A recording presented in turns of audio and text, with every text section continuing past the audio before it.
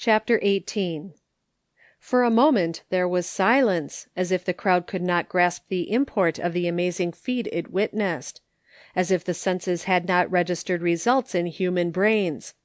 Then a great shout arose, gathering force as it swept along. They stamped, they cheered, they yelled, they waved wild excited hands with handkerchiefs, umbrellas, canes, anything that was in them. They went mad, and prolonged the sound until it was deafening. And there did not seem to be one in that whole crowd who remembered that the man for whom they were shouting had been for years despised by them all. No one noticed Jean, with her face wreathed in smiles, sparkling with tears, and her heart beating wildly with joy. She stood on her railed platform, one hand upon her breast to still its excitement, the other hand wiping away her foolish tears, which she hoped to get rid of before anybody had time to notice them. It was all so wonderful, so beautiful to her to have her lover recognized in this way. To be sure, it was only an athletic feat, no recognition of his sterling worth the crowd were giving him in this ovation. She was not deceived. She knew it did not mean any change of their relations, no difference in the circumstances that divided them, but it was something great and beautiful to her to have even his riding recognized thus enthusiastically. The cheering continued in round after round for several minutes. Holt had dismounted, halting his horse for a moment, and stood facing the shouting mob, reluctant, yet as if it were something that had to be performed in order to stop their noise. Then with a slight, dignified bow he turned away, and walked toward the fallen rider. Already a doctor had been called, and a crowd was gathering. Holt dispersed them with a wave of his hand, and, kneeling beside the injured man, began ministering to him with skillful, tender hand, regardless of the shouting of the throng who cheered this new action yet more madly. A delegation came in hot haste to bring the hero to the judges' stand, where Jean, with shining eyes and excited, happy face, stood waiting with the wreath in her hand to crown him, but he paid not the slightest attention to them. Instead, he raised a silver whistle to his lips and blew a keen, sweet blast that even in their excitement startled the crowd and made them remember the tales connected with that whistle and the deeds it had summoned men to do. Two men jumped down instantly from the front seat of the grandstand, and were at his side before the echo of the whistle had died away. Jean saw them, and knew them for the men who had ridden out of the woods the day that Scathlin attacked her. They were his special bodyguard, his faithful, tried and true. He sent them off with a word, and in a moment they were back with a hastily improvised stretcher, and, lifting the injured man from the ground, bore him away to the tent that had been set up for the use of the ladies. Holt would have followed but for the detaining committee, who laid hands upon him now and insisted eagerly, compellingly, that he was holding up the whole performance, and that he had no right to spoil the day and keep the lady waiting. Even then Holt might have resisted, had they not made mention of the lady, and he looked up and caught her eye and wistful smile, for he had no mind to be further in the public eye, he had ridden for Jean, but he wanted not their favors. He took off his hat to her and came forward, and the action touched off the crowd again into a hoarser cry of excitement than before. Someone, madder than the rest, even ventured to bring his name into the cry. "Holt! Holt! Holt! Hurrah!" Holt lifted up his head proudly at that, and went forward, not as a man who is ashamed before his fellow men. His bearing was of one who dares to face others, a gentleman unafraid. The shout died down in hushed surprise, and then rose on a higher wave that had in it something of the honor and respect his bearing had demanded.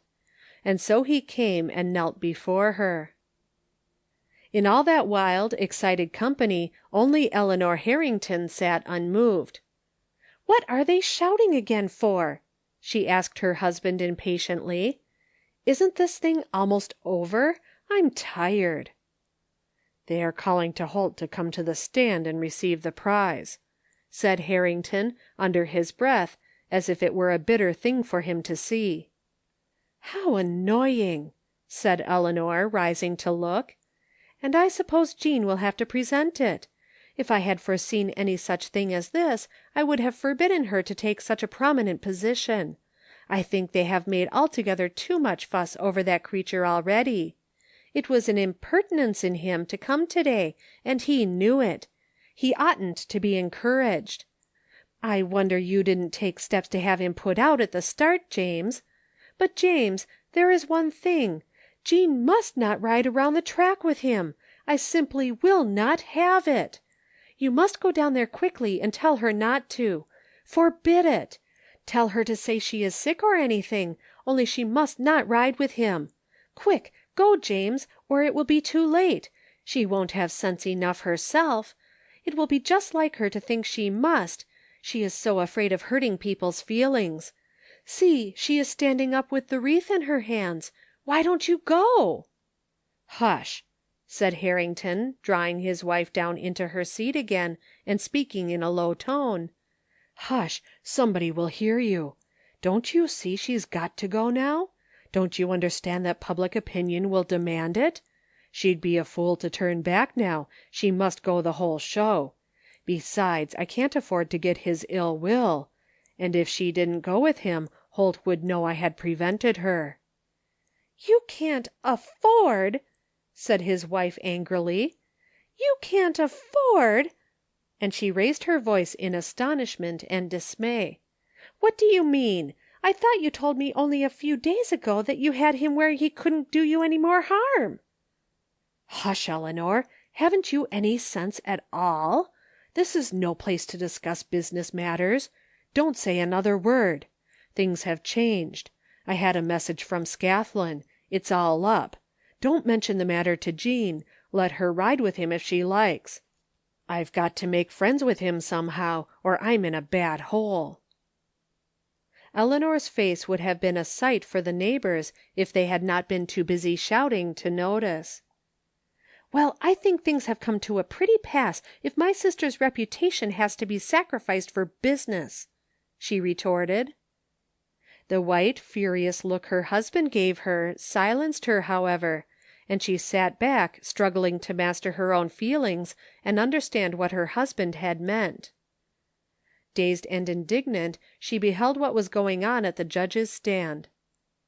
Jasper Holt was kneeling almost reverently before the girl whom he had twice saved from death, his bright head bowed, and she, with her eyes all starry bright and a little pink flush stealing into her cheeks, bent and laid the laurel wreath upon his brow. The crowd hushed its sound while the little ceremony was performed, and then shouted aloud again, while Jasper Holt arose, and, gracefully as any of the gentlemen assembled could have done it, helped the lady down the steps and to her saddle, then mounting rode beside her, bowing gravely to right and left where were drawn up in line those other contestants over whom he had won his so great victory. These, in spite of their chagrin, were bowing and smiling graciously, for they would not have the lady know how bitter was their defeat, and so together rode the two, silently, amid the storm of cheers, out into the arena and around the track. Holt did not presume upon the occasion nor his position to show his intimacy with the girl beside him. Instead, he rode with respectful mien, save for one grave, understanding smile at the start, by which she knew how much he hated all this publicity, and would have slipped away without it but for her sake. As if their every word and look could have been heard in all that din, they rode with downcast eyes and silent lips, and there was nothing in the whole journey around the course that could in the least offend the watching, anxious, mortified sister. Not until they were almost back to the judge's stand did Holt attempt to even glance her way, and then he spoke quite low. "You are going on the morning train?" She bowed assent because she could not speak. A rush of tears was in her throat at thought of leaving. "I shall see you again to say good-bye," he said, and gave her one look and a smile that filled her heart with joy. Then he left her at the judge's stand with a low bow, and rode out of the arena alone, a long, appreciative shout following him out of sight. Jean, her heart too full for words, watched him, then turned to face her host of friends, who, making the best of their disappointment, were clustering around her and saying pleasant things. The madness of the crowd over the late hero was dying down even now with his disappearance from the arena. Habit and prejudice were having sway once more. Men laughed deprecatorily over their recent frenzy, and said, "Well, that certainly was great riding. It takes a daredevil to do the impossible. Of course we know Holt can ride. Still, I didn't really think he could do as well as that." By the time they were out on the street and back in their homes they had recovered their sanity enough to agree with their wives that it was a great piece of impudence for him to ride in and take all the honors away from the men who had worked so hard to make the affair a success. Yet in all their hearts felt again the thrill of excitement as they thought of those last 50 yards of the race, and secretly rejoiced that, impudence or not, Holt had entered the lists. "You poor little girl," gushed Mrs. Thorne over Jean. "It certainly was a shame that you couldn't have had a more respectable escort in your ride around the track. Of course he looked very well and all that. I wasn't meaning his clothes, and he certainly behaved much better than I would have expected of him, quite modest, getting out of the way and not presuming at the end. It was so much better than if he had had to be asked to leave, you know. But still it was a great disappointment that some of your friends could not have shared the honor with you. Freeman, I know, will be terribly down about not winning." "Thank you, Mrs. Thorne," said Jean sweetly. "I am sorry your son had to be disappointed, but of course everyone couldn't win, although they all did well, don't you think? But after all, you know Mr. Holt is one of my friends, in fact, my first friend, because he saved my life in the wreck when I was on my way here, and helped me to get here. I really felt it quite an honor to ride with him today."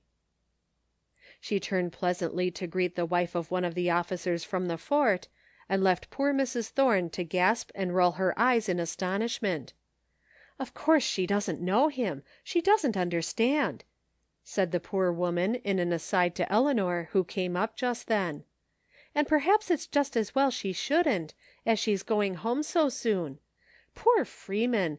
I don't know what he'll do. He's completely gone over her." Then all those fluttering girls came around Jean and began to talk at once.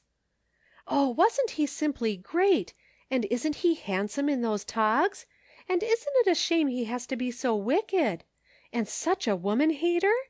I declare I thought he was going to refuse to ride around with you. And, oh, Jean, you sly thing, you knew he was going to enter when you talked about it the other day, didn't you?" They chattered and buzzed, and the young men came presently and bore them away one at a time. It was the captain, patient and persevering, who, at last, by his very persistence, won the right to ride back to the house by Jean's side. Poor captain, his last ride, and that glorious smile in her eyes, but not for him. She was gentle with him when he tried again to persuade her to accept his love. She told him with a wistful sigh that all happiness in this world was not in getting what we wanted, but in knowing things were real and true and fine. She said she would always think of him as her friend, and she hoped he would forget that he had wanted anything else, and she thanked him for his beautiful orchids so sweetly that she left a warm glow in his heart, notwithstanding his double defeat. Later, as she knelt before her window seat and looked out into the sweet starry night, and over toward the cottage where the golden sunset roses grew, she forgot all the petty things that had been bothering her all day, and just let herself be glad for a little while.